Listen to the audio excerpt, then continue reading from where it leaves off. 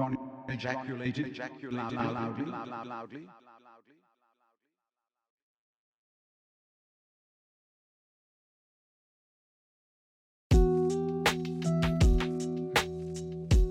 As he picked it up, Harry knew that there was something wrong. He turned the locket over in his hands. This was neither as large as the locket he remembered seeing in the pensive, nor were there any markings upon it. No sign of the S. Slytherin's mark. There was nothing inside but for a scrap of folded parchment, wedged tightly into the place where a portrait should have been. Automatically, without really thinking about what he was doing, Harry pulled out the fragment of parchment, opened it, and read, "To the Dark Lord. I know I will be dead long before you read this, but I want you to know that it was I who discovered your secret. I have stolen the real Horcrux and intend to destroy it as soon as I can. I face death in the hope that when you meet your match, you will be mortal once more.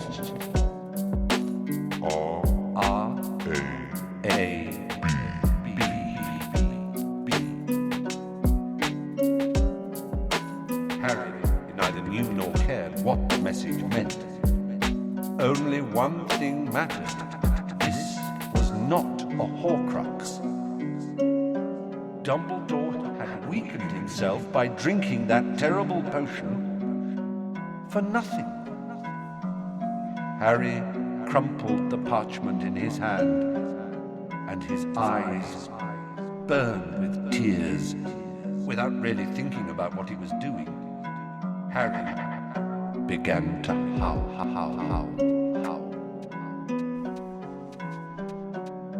With Fang wedged tightly into the place where Dumbledore it should have been.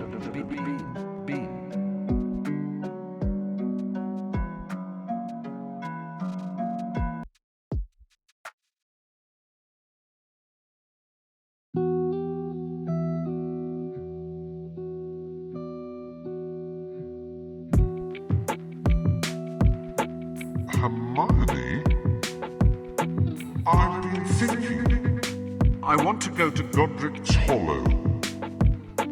Godric's Hollow.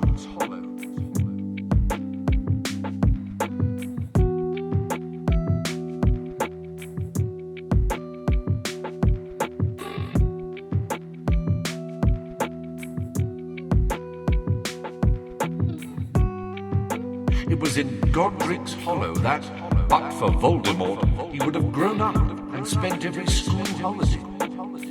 He might even have had brothers and sisters. The life he had lost had hardly ever seemed so real to him as at this moment when he knew he was about to see the place where it had been taken from him.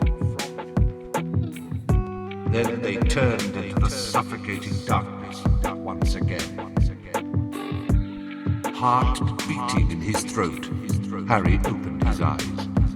They were standing hand in hand in a snowy lane under a dark blue sky in which the night's first stars were already glimmering feebly. A glow of golden streetlights indicated the center of the village, and they made their way forwards unhampered, the icy air stinging their faces as they passed more cottages. Harry gazed at the front doors, their snow-burdened roofs and their front porches, wondering whether he remembered any of them, that he had been little over a year old when he had left this place forever. Then the little lane along which they were walking curved to the left, and the heart of the village, a small square, was revealed to them. Strung all around with coloured lights, there was what looked like a war memorial in the middle, partly obscured by a wind-blown Christmas tree. There were several shops, a post office, a pub, and a little church, whose stained glass windows were glowing jewel-bright across the square. Harry felt a thrill of something that was beyond excitement, more like fear. Now that he was so near, he wondered whether he wanted to see after all. Halfway across the square, however, she stopped dead. Harry, look! She was pointing at the wall. As they had passed it, it had transformed. Instead of an obelisk covered in names, there was a statue of 3 people.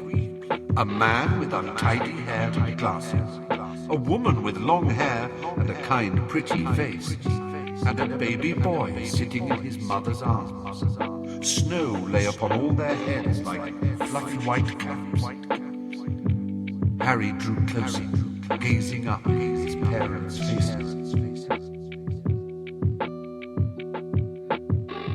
"Come on," said Harry, when he had looked his fill, and they turned again towards the church.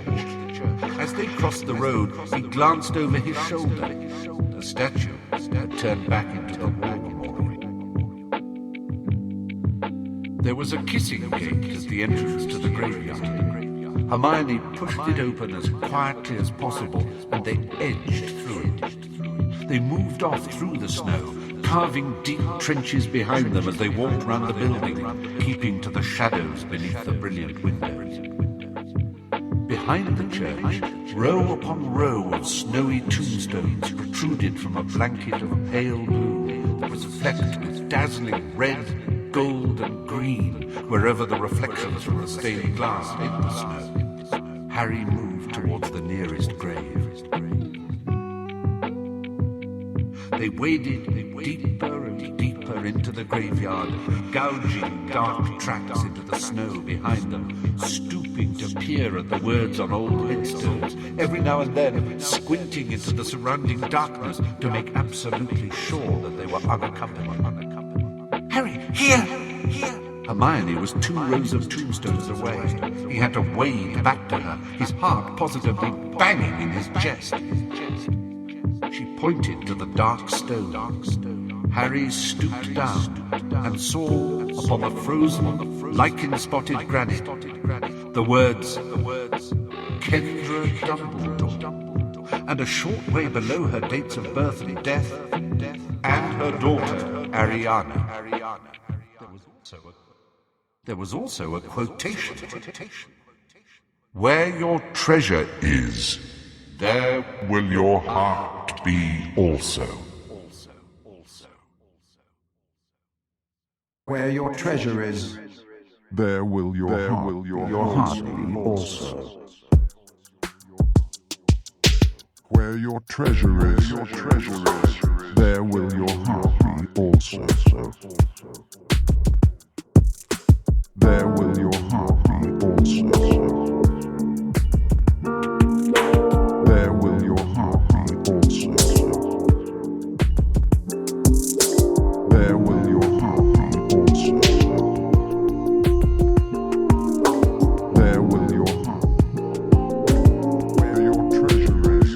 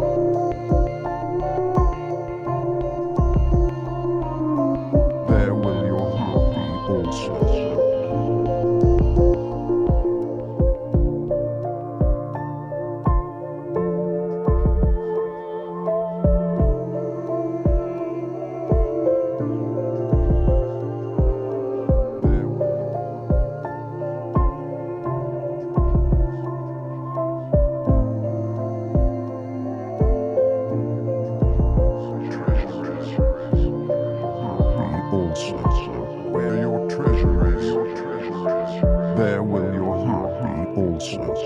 Where your treasure is. Seeing the grave was worse than hearing about it. Harry could not help thinking that he and Dumbledore both had deep roots in this graveyard, and that Dumbledore ought to have told him so. Yet he had never thought to share the connection. But it seemed that to Dumbledore, the fact that their families lay side by side in the same graveyard had been an unimportant coincidence, irrelevant perhaps to the job he wanted Harry to do.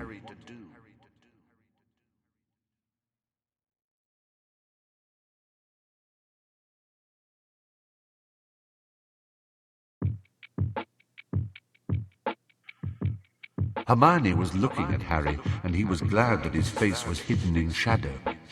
He read the words on the tombstone again. Where your treasure is, there will your heart be also. He did not understand what these words meant.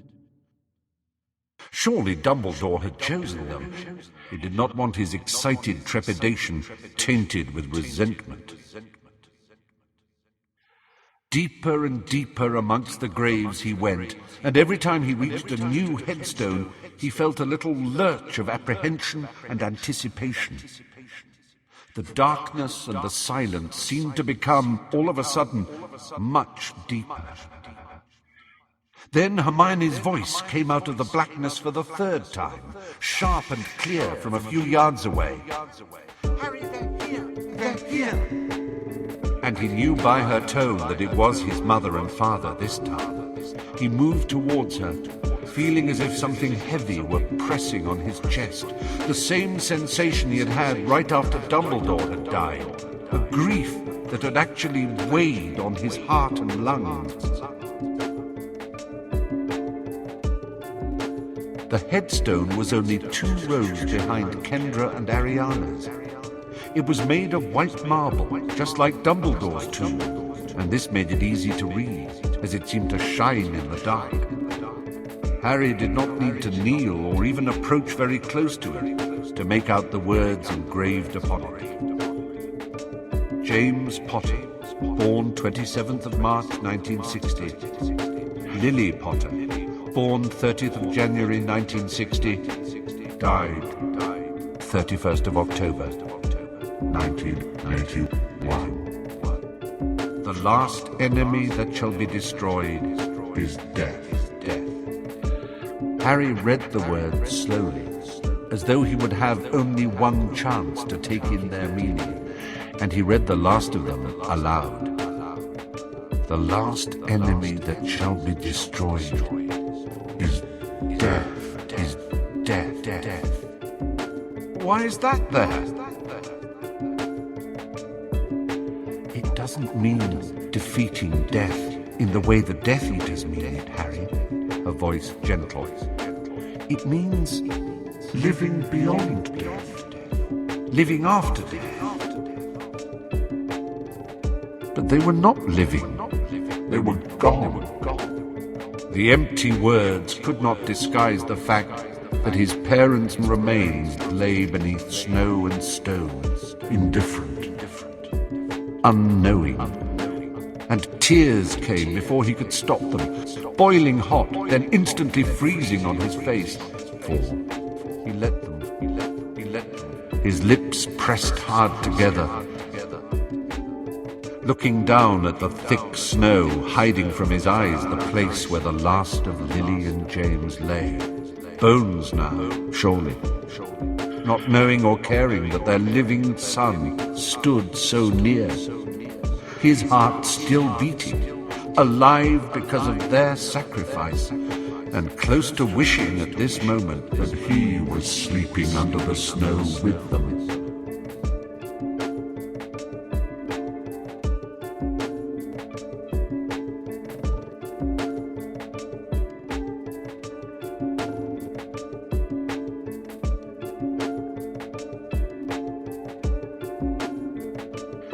He could not look at her, now taking deep, sharp gulps of the night air, trying to steady himself, trying to regain control. As soon as he stood up, he wanted to leave. He did not think he could stand another moment there. And they turned in silence and walked away through the snow back towards the dark church and the out-of-sight kissing gate.